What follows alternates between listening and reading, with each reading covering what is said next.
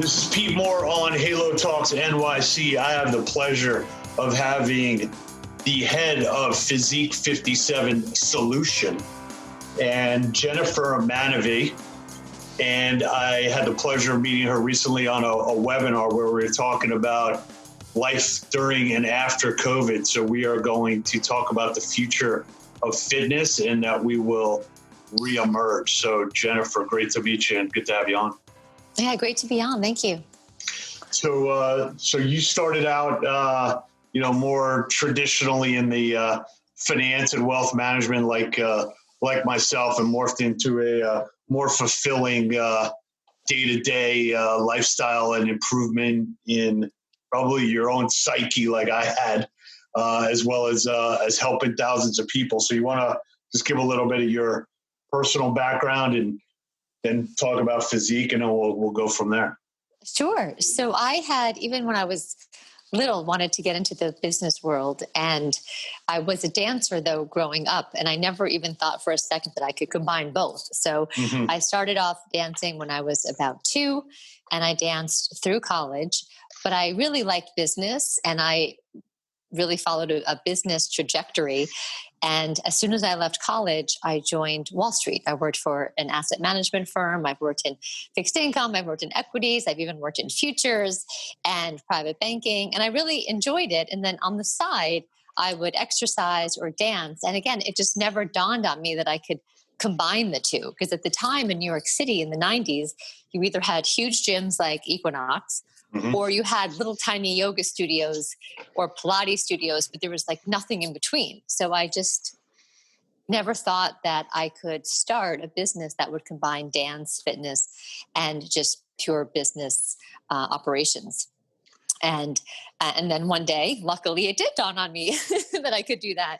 And so I in 2005, I had this idea to keep a fitness studio, a boutique fitness studio going that had abruptly closed. And this was before boutique fitness was even a word. This is before wellness was even a word. This was when there was just kind of this random studio that taught something called the Lottie Berk Method on the Upper East Side, was going for about 20 years. That studio closed, and I joined up with Tanya Becker, their top instructor, to start Physique 57. And so at the time, without all of this new language around it, it was really just an exercise studio on the 8th floor of an art gallery building with no signage whatsoever, and you paid per class. And even back then, paying per class was this strange idea. And the 10 class pack, 20, all of that stuff was so new.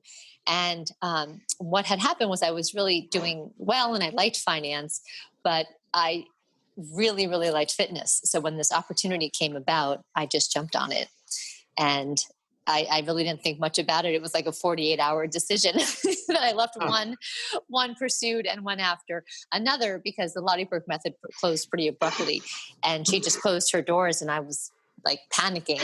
And she gave me Tanya Becker's phone number when she was closing and said, well, I'm closing, I'm going on my way. But if you wanted to keep doing this form of exercise, call Tanya, and maybe you two can work something out. And that was like, with that, she was off into the sunset. And I called Tanya and I said, well, if we're ever going to do bar classes again, we better team up and do this. Because from what I can tell, we're the only two people that really want to really have the passion or the interest in keeping this going. So we did. And that was 15 years ago.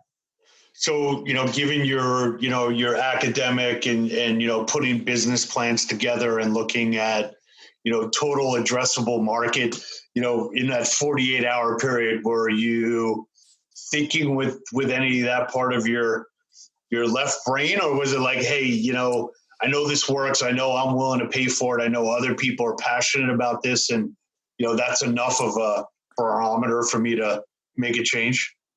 Well, I think a lot of, as it should, a lot of business decisions have to start with passion, but you need to get yourself into an Excel spreadsheet pretty quickly. So it really did start with me imagining what the business model would look like. And I started from scratch. I just opened up a Excel spreadsheet and I was like, okay, well, let's see. People come and they give you money, and then you have to pay the instructors and you have to pay the rent. And I'm sure towels cost something, and I'm sure it costs something to buy shampoo and conditioner. And I really just like imagined what this P&L would look like. And fortunately, like kind of no matter how I sliced it, if you could get 300 or so people to come each day, and if your rent could be, around a certain neighborhood that I was learning about, then, and if you paid teachers about what I was assuming you would pay a teacher, you came up with a profitable model. And I say this to a lot of people, that building out this type of a business model is not too complicated. Different than so many other businesses. You don't have supply chain, you don't have accounts receivables. There's a lot of things you don't have to worry about. Sure. And it was really just people come in, they give you about, at the time, $31. You pay the teachers whatever, you pay your landlord whatever, and it just worked out to be. And I was actually pretty. And I don't think it was because it wasn't an IQ thing. I think it was just a matter of I had been in the market for a while as a consumer, and I just knew how that business probably operated. And fortunately, the business model that I created on a whim was pretty accurate. And I would say you can, like any one of our clients in boutique fitness could probably create our P&Ls for us, because it's really quite simple. If you just go through like a day in the life of a fitness studio, you can kind of figure it out. But then you need to have passion, and you have to want to do it, and you want to have to manage people and lead people and get financing and build out a studio. So it's not that easy, but at least the financial part was not the hardest part. And Physique 57, with solution at the end, what did that come up in that 48-hour period, or was that a work in progress? That's just the name of the book. The company is just called Physique 57. But we wrote a book. Yes, I read some of the book. So yeah, so the book is called the Physique 57 Solution, meaning if you follow our exercises several times a week, and if you partner that with a good diet, you can. And as we've seen, even without following too much of a diet, we have always delivered results in as soon as 2 weeks. So if you take 4 classes a week for just 2 weeks, you will see a change in your body. But Physique 57 itself came from the fact that not only was it on 57th Street, our first location, between 5th and 6th Avenue in New York City, but also the class is 57 minutes. So that's how Physique 57 worked out. Got it. So as you were, definitely the first mover in the space, and I agree with you, there was nobody used the term boutique fitness, before. How did you think about how you wanted to grow, just given your ability to use a financial, mindset and an Excel spreadsheet, and, what did you want to do, or what was your vision of after one studio works? How did you think about that? Because a lot of entrepreneurs come to us and say, hey, I want to have, 500 locations. And I'm like, why don't we do like 5 and then like kind of reassess it from there? So how did you kind of balance like your, what you've been taught, which is like, all right, we're going to find something, we're going to grow it as rapidly as possible, to say, hey, look, you know what, I'm enjoying what I'm doing. I'm on 57th Street. I got a great partner, an instructor. This fits my lifestyle, and I'll grow it at my pace. Definitely the latter. At the time, it was such a new concept that even thinking that we could do like hundreds and hundreds would have been a complete pipe dream. And there was really zero proof of concept, because there was only this one studio. It was very successful, but it was just this one kind of anomaly that existed in New York City that we were attempting to emulate. And it's not even related to that business. It was like a completely different business. So really, and to your point, I had a 1-year-old. Tanya, when I were in early 30s, new to running our own business. And it was very, very time consuming and a big financial investment to even start this one studio. And then just a couple of months later, we opened up in the Hamptons. So we had Midtown New York. And as you know, and your listeners may know, a lot of people spend their summers in the Hamptons. So we knew we at least wanted those 2, one being seasonal and one being obviously full-time. And during that summer in the Hamptons, we started to realize how people from all over Manhattan were taking our classes, not only in the Hamptons, but now also in Midtown. And at the time, downtown, believe it or not, was not residential. So people didn't really live in Tribeca or downtown. And all of a sudden we started hearing that people were moving to Tribeca and people wanted us to be downtown, and everything was about downtown, downtown, downtown. Whereas forever, everything was about uptown, uptown, uptown. Right, So right. I think it's really, there's a theory, just follow your consumer. And what we were finding is that we had a ton of customers in Midtown and the Hamptons, but a lot of people were moving downtown. So the decision, to answer your question, the decision to open up this third studio was very much a follow your client mentality. And I didn't start on 57th Street really knowing that we would open up in Soho so soon thereafter. But when we opened on 57th Street, we had wait lists. And then one huge milestone was when a wait list has a wait list. So we had a ton of wait lists. We had a ton of people in the Hamptons. We had all these people moving downtown, and you could get real estate very inexpensively down in Soho. Mm-hmm. So I found a huge 5,000 square foot, which was big for boutique fitness. My first studio was only 2,500 square feet. We found a big 5,000 square foot space down in Soho that was just a phone, like the storage unit for a phone company. And it was just this huge space, very few columns, very inexpensive rent. And I just went for it. And that's how we started the third studio. And from there, we had proof of concept and we started to build out more studios. But at the time, it was really, let's get one going. Let's see how popular it is. And then from cash flow from operations, let's open the next one, because we didn't, and we still have not taken money from outside investors. That's great.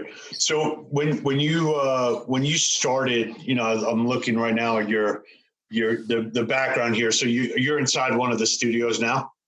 Yes, I am. So when you started the business, did you effectively live in the studio? Oh, yes. I think my whole family lived in the studio. Yes. I mean, it's 100% all in. I remember one night it was a snowstorm, but I was trying to figure out this video technology, and I just couldn't stop, because if I had stopped, I would have to start from the beginning, but it was a snowstorm, and it was just such an entrepreneurial moment where you're risking your life to get home, but you really want to get your business up and running. So yes, it was a 7 and fitness, as you know, is 7-day-a-week business. And so, yeah, I mean, I still say sometimes, you're an entrepreneur when you're bummed out on Friday afternoon because people stop responding to your emails and you have to wait till Monday. I love it. And I don't mind working all the time. And I have 3 children, so I obviously spend a lot of time with my family, but it is when I was in Wall Street, you would kind of look forward to Friday and look forward to a 3-day weekend. And when you're owning a business that you love, 3-day weekends are now I have to wait till Tuesday to do my work. So it's really been, right. it's really been a passion, and it's been a blast this whole time. I mean, lots of ups and downs, and I'm sure we'll talk about all the, setbacks and challenges that any business has, but throughout it's been certainly rewarding and fulfilling. Yeah, just one of the, sometimes we'll have a client come in and they'll say, yeah, we've got X number of locations and we've got our corporate office is in some other location. And I always felt, given I've been an entrepreneur like yourself, is you got to kind of be in it to understand it, and not necessarily, like you said, listening to where our customers and our members were going. I'm sure that wasn't, a survey box where somebody put, hey, Jennifer, can you open up a location? So it was from that personal interaction with people and actually listening, and not looking at the data. The data actually comes out of people's mouths. And I feel like some people kind of jump towards I need a corporate office, and well, where's your closest location? It should be right below where you are, or you should actually be infused in it, or else you're really not managing something. You probably don't really understand it. I totally agree. We have yet, after 15 years, to have any office that's not in a studio. And, and looking back, and maybe I've refined, I've become a little more professional over time, but I would, my phone, if it was on speaker, you could hear all the classes going. So I could be on the phone with a bank. I could be on the phone with anyone, no matter who. It doesn't matter how important you are. If you're on speaker, you're going to hear someone counting to 8 and J-Lo, in the back, no matter what. And that's just the authentic. I mean, that's just me. And that's how we run the business. And I don't really care who you are. If you want to meet with me, we're going to meet in the studio. And this is sort of where we live. And we do go to nice restaurants for meetings here and there. So we know we do have to present ourselves, but most of the time we're really just amongst client and amongst our staff. And that is really what infuses me with so much energy anyway. So if I'm outside of the studio for a while, it's easy to kind of forget why you're in business. Like, you really need to see clients. And I still say, which isn't happening now because the studios are closed, but the sound of a phone ringing to me is like still music to my ears after all these years. And I still am grateful every time that phone rings.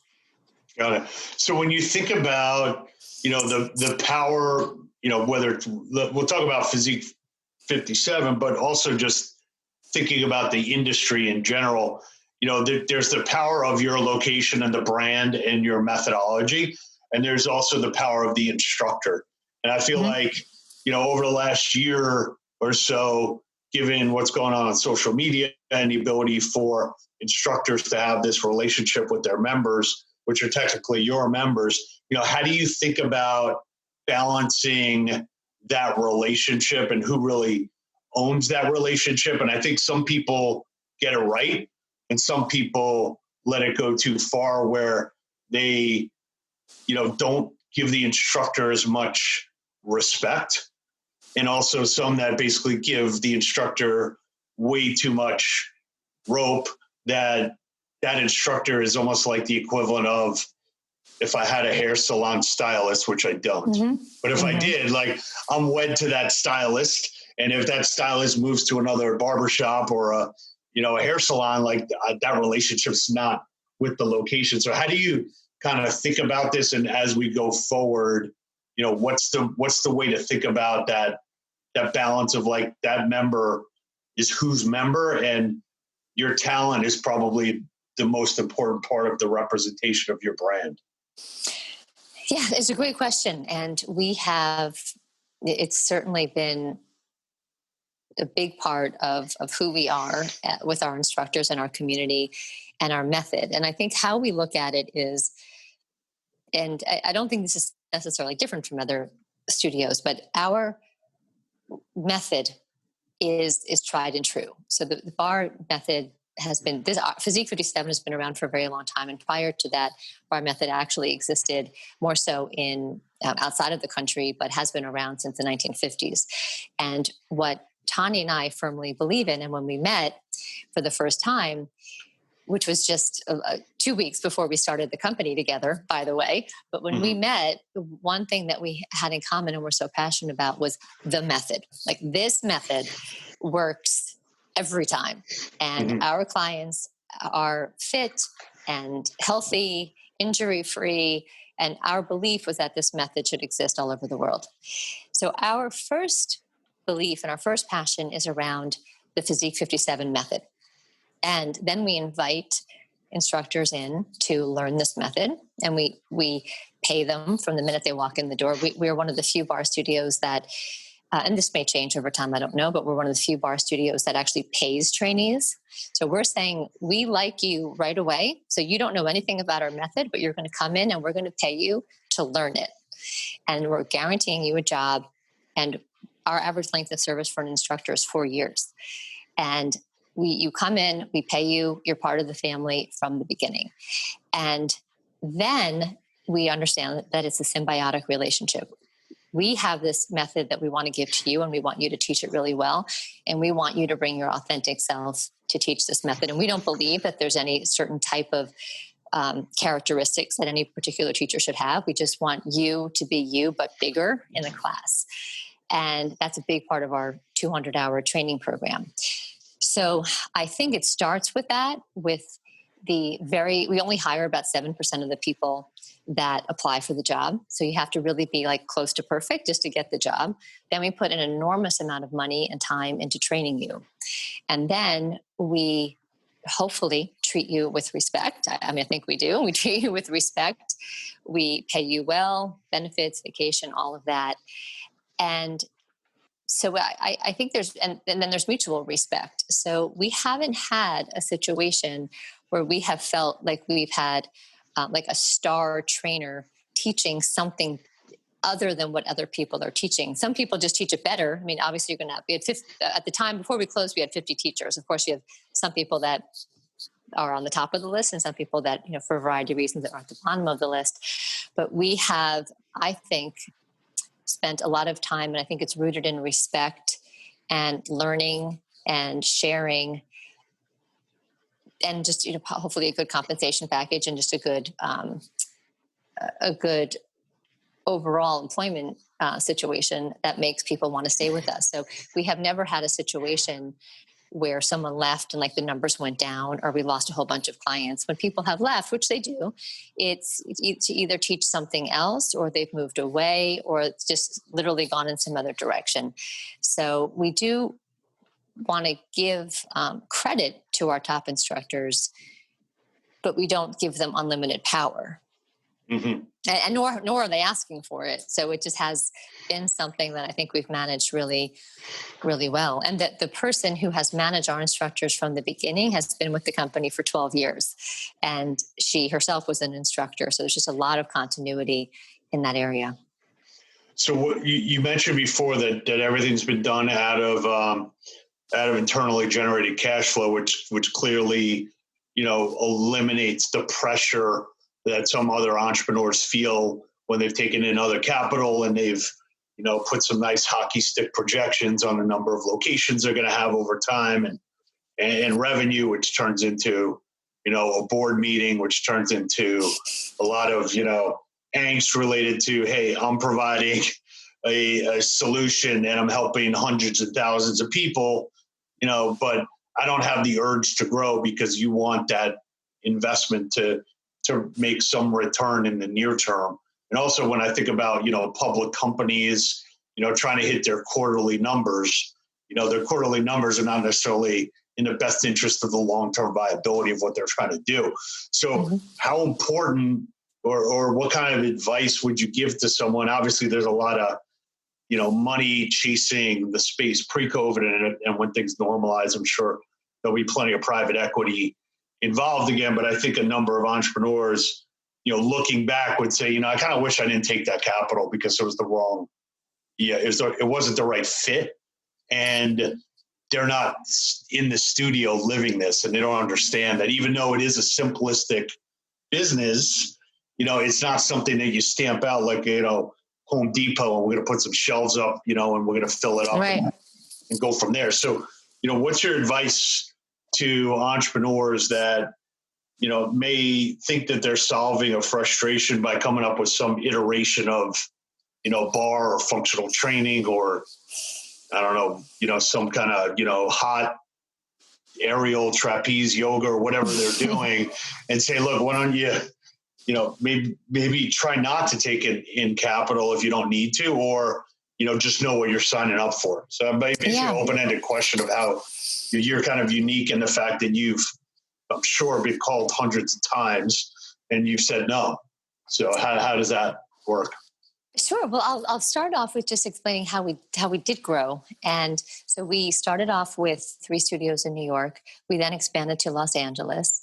And we also put a lot of money into what is now the digital business, which was back then the media business, which was DVDs. So we've always had like these 3 things that we do. We have studios, corporate-owned studios in New York and Los Angeles. We have DVDs, which we then transformed into an on-demand business, which we had DVDs starting in 2009 and then on demand since 2012. And then we started international licensing. So we're in 4 countries internationally. So and that strategy very much came from the fact that we sometimes had money and sometimes did not have money. So we would, if we had extra cash flow, we would build a studio. And if we didn't, we wouldn't. But we did have a lot of interest to grow. And a lot of that came from outside of the country. So we have 4 studios in Bangkok. We have 2 studios in Dubai. We're also in India and Manila. And we were able to do that because at any given time, one of those streams of revenue was very strong. Like the DVD business, like out of the blue, was humongous in 2009. We Sure. sold in all 50 states in 30 days. But then that went away. But then the DVD business went away. And then we had to parlay that into a digital business. And it took a long time for us to get that revenue back. So I'm just pointing this out because there have been times when we've been very cash poor, and there's been times when we've been cash rich, and then we then decide what to do. Once we've set our strategy, we decide what to invest in. And I think for people who are thinking of raising money, I would just say, I certainly don't think it's a bad idea. I think there's tons of fantastic businesses, most that have raised money. I think I would just suggest that you think of other ways that you could generate revenue, whether that be through other product extensions or slowing down your growth. And growing quickly is always more expensive than you think it's going to be. And just running a business is usually more expensive than you think it's going to be. And I have seen in many cases, there's tremendous rewards for raising money and growing quickly. And I'm sure that's going to be the same pre-COVID, post-COVID, in a couple of years, we'll probably see that again. But I do think it's really important to get the right partner. And one thing that I haven't really been against raising money. It's not like I said, I am deciding not to, and I don't hang up on everyone who calls. I think for us, one thing that has been interesting, I wouldn't even say it's challenge, it's like thought-provoking, is because we do these different things. We have a pretty strong on-demand business. We have the corporate-owned strategy. Then we have the international. And then we're also franchising in America. We just started selling franchises right before COVID, but we have 10 sold. So it's pretty small. But we do these different things. And sometimes it can be hard to raise money for all of those things. So someone might come in and say, I'm an expert in growing your digital business, or I'm an expert in international expansion, or my private equity firm is fantastic for franchising. And sometimes they don't really want this whole package. So I would say, very candidly, one great thing is that we have expanded our business down these business lines, and that has kept us alive. And we've doubled our digital business lately, and we're here, and studios can be open or closed. Like we're fine.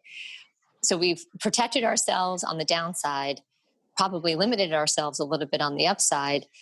But at the same time, we're still here, and we can set our own strategy.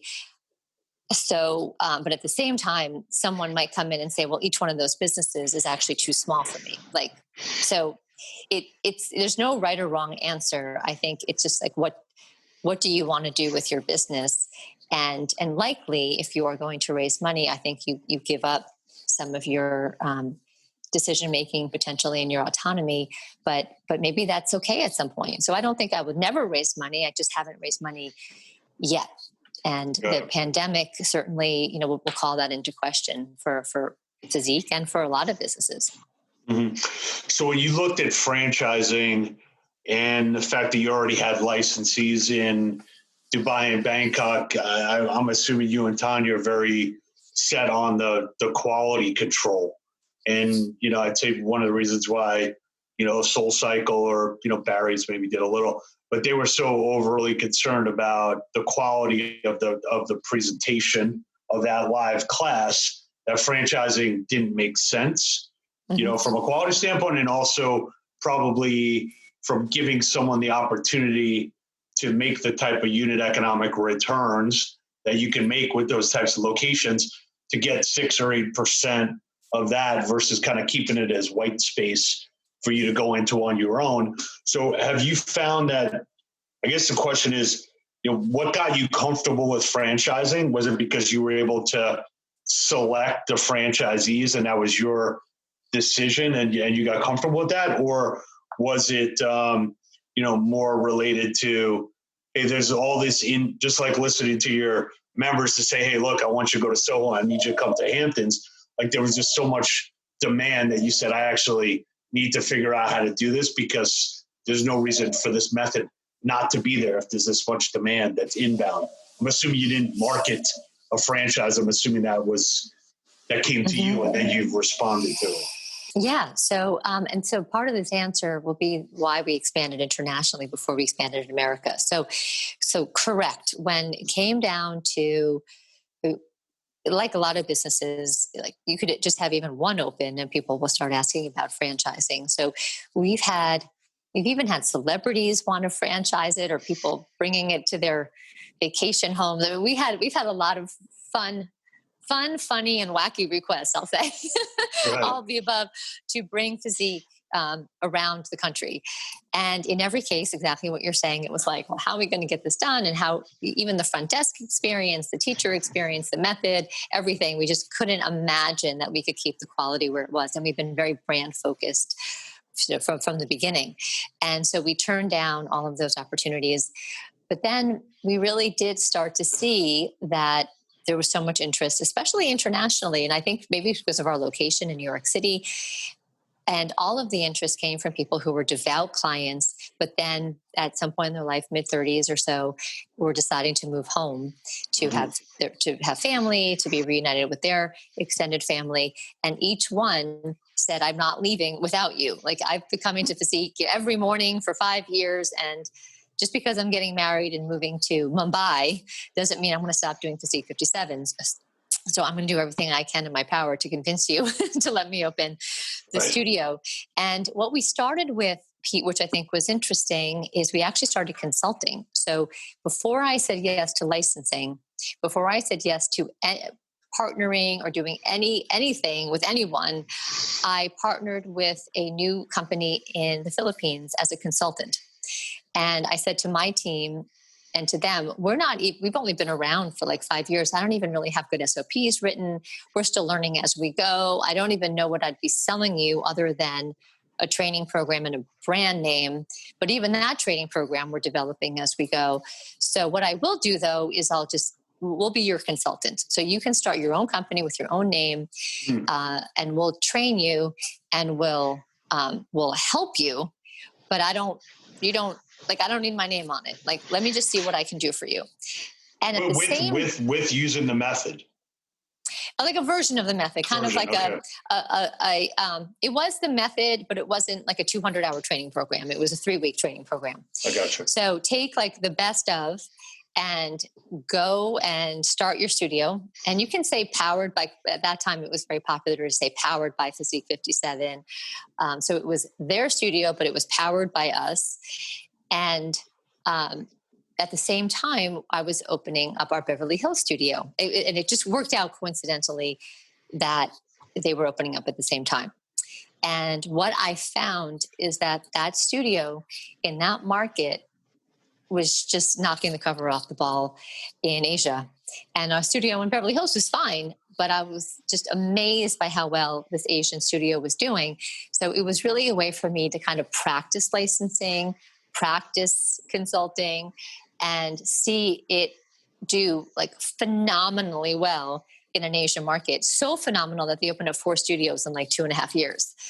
And so, it definitely, I didn't make as much money as if I opened my own studio.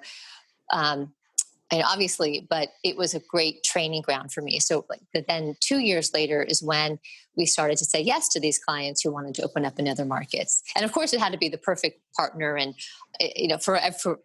we probably have accepted like 2% of the requests that we've had to open up in other markets, but it gave me the confidence that this method works in other places. So then from there, what we actually found from a QA standpoint that you're talking about, we go and we visit these international studios, and they're beautiful. The front desks are phenomenal. The teachers are fantastic. They're teaching exactly what they're supposed to teach. We have all sorts of technology to keep in touch and watch the classes.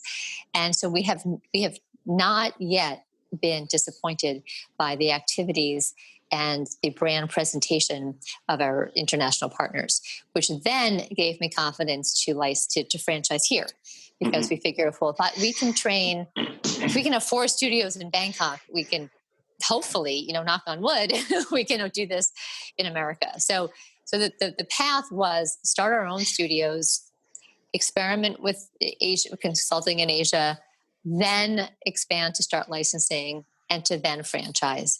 And I think because we were patient and we didn't really have this, hockey stick timeline that you're talking about. We were able to just kind of like learn as we go and just do this with real diligence and like proof behind each one of the steps we've taken. So now we're here. So we do have a studio in Westport, Connecticut. Indianapolis is opening up soon. We have signed for a handful in Long Island and Brooklyn, but New York State is at a standstill with fitness right now. And then we're also opening in Philadelphia. And so that's where we are. So we will have many, up to 20 studios, hopefully at some point when we can. I'll just put it that way. In the meantime, though, the digital business is going strong. Yeah. So, just on that, to kind of recap what I think is really interesting is, and Dave and I came up with this like win-loss strategy. So every day, decide if you win or lose. And at the end of the month, like you're probably like at least 20-10 as an entrepreneur. So, you're like playoff team. But it sounded to me like, you needed to make sure that each one of those steps resulted in a win in order for you to like take the next step. And, like we say in entrepreneur land, you just got to get a couple wins, and then like, it'll keep you going. But it seems like that was almost like a milestone that says, look, we're not crossing over the next chasm until I know that we won at this game. And I think some of the franchisors that are out there might say, hey, look, we got all this inbound demand. Let's just sell franchises to people. And like, we'll figure out how to help them make money later once we get the distribution. And then the wheels kind of fall off. And, you got a lot of franchisees that are angry because, they thought that, you sold them a lemon.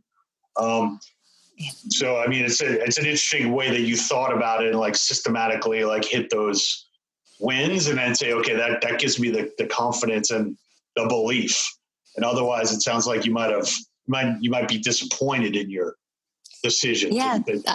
I love that. I think that the winning and the losing, and I would like to take a minute to talk about losing because I find that people talk about their wins a lot, but I'm happy to talk about things I've lost. I think one thing that is equally as important is assessing your wins, is assessing your losses. And I will just take a minute to talk about the losses. So I have closed studios and I have just as much confidence, and I consider that a success too, to decide not to renew a lease. So we're no longer in the Hamptons. I'm no longer in Los Angeles. And a lot of those like premier addresses that I was really excited to have on my website were just not working for me. So something, if there's people listening that are thinking of either entering this business or they're in the business, is cutting your losses is equally as important as sustaining your wins. And a big learning that I've had over the decade and a half is that you really do need to make money. And I know that sounds crazy, but sometimes people just like Beverly Hills sounds great and this sounds great and that sounds great. But at the end of the day, like you just have to come to terms with the fact that you just might not be able to make money in a certain market. And there's just so much competition and there's so much this or so much that. And there's, call it class pass, call it competition, call it whatever you want. But there have been markets that we just haven't done well in, and that maybe we did phenomenally well in at one point, and then you just stop doing well, or the economics are out of whack and different people come into the market and whatever. Like the Hamptons was great for us, and then it was dismal, and LA was great, and then it was not great. And you just have to like wake up to that fact. And sometimes when you say to your team, like, hey, I want to rethink this market. I don't think it's working for us. Like you automatically get like, oh no, but the clients are so great. And so-and-so is such a good instructor. And like, you can convince yourself of anything, but it's like, check out my spreadsheet. Like, the same one I started with, I still have, and this is not making money. So it's got to go. And those are really, really, really hard decisions. And almost always no one's going to like it.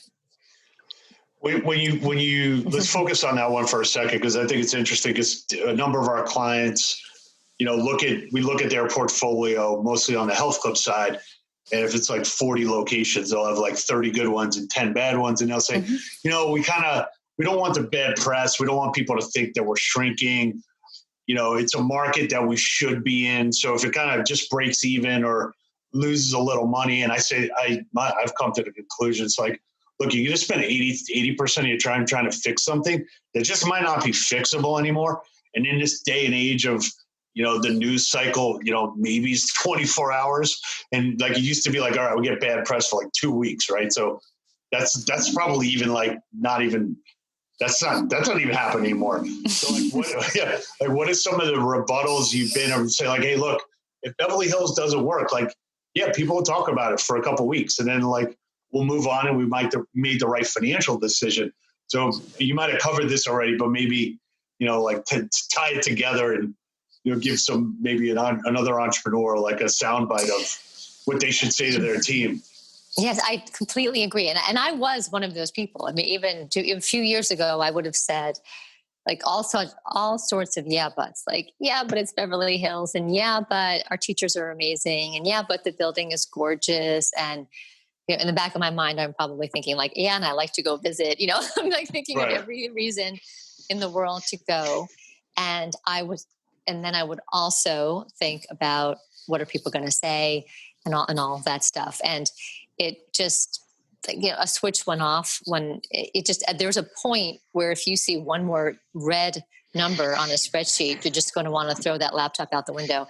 And I think that's what happened. I was like, come on, guys. Like, and when I say, come on, guys, it's really me. Like, come on, I know, like, so, and it's hard to watch these studios. Like, it's unbelievable how something can do so well.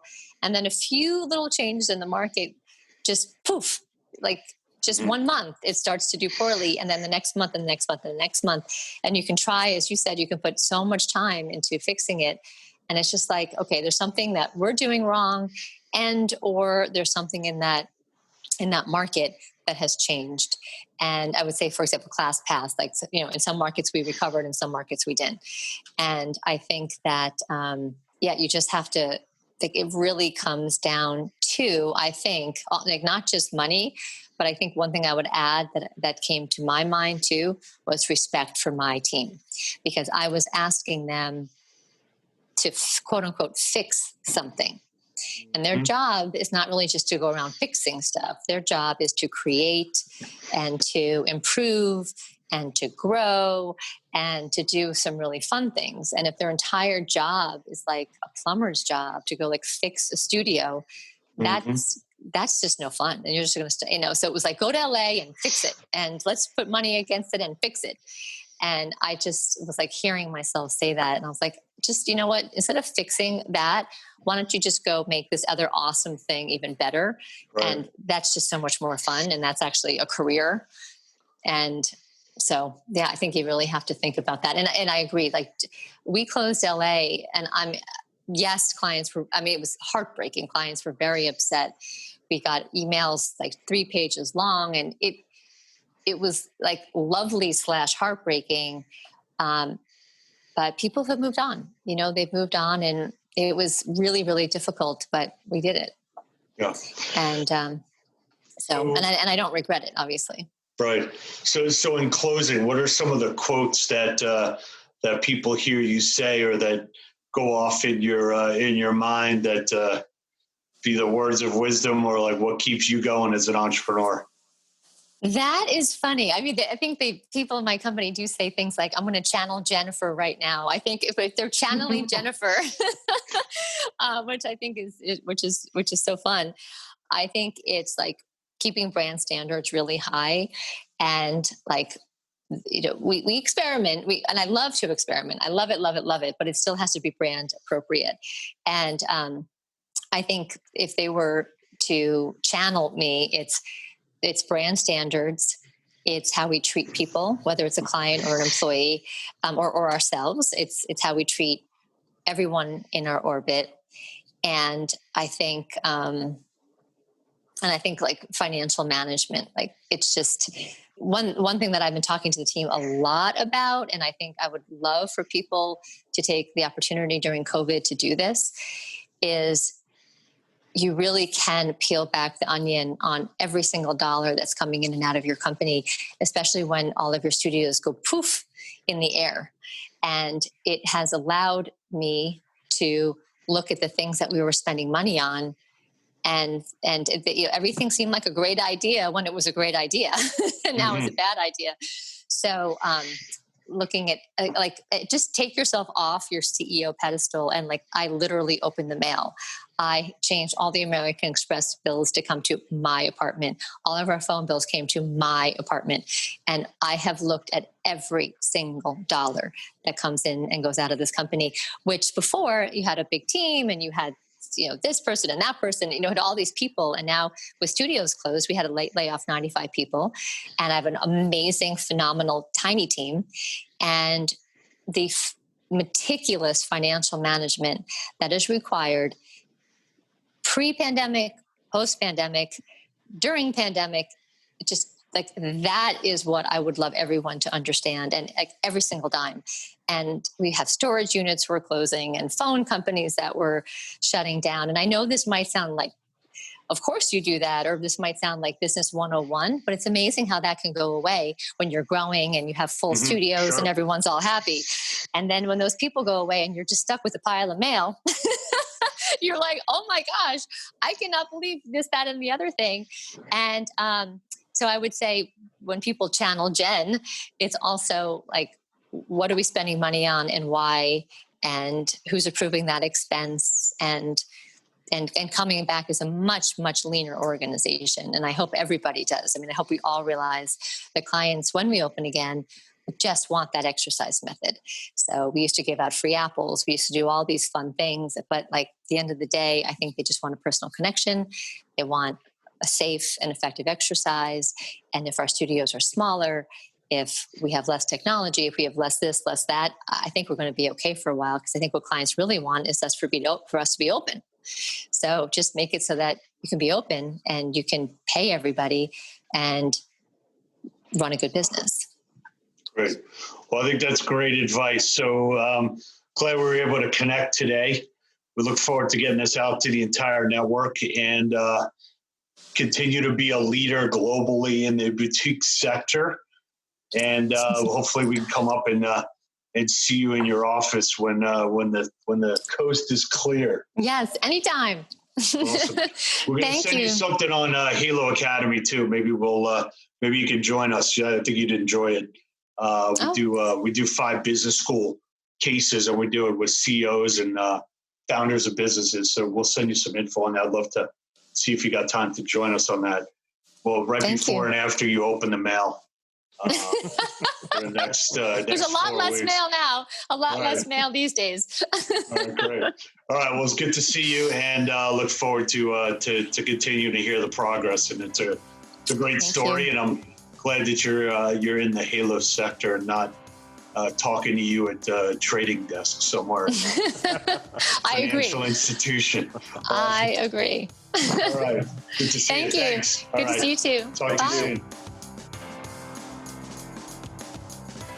This is Pete Moore. As you know, I am a big believer in personal development. I got a time-saving opportunity here for you, recommending Dan Millman's 4 Purposes of Life. Go to audible.com/Halo Talks. You want to register there, get a free audiobook. It's $14.95 a month thereafter, giving you things that I do to make myself better, and hopefully it makes you better. Go Halo. Let's play to win.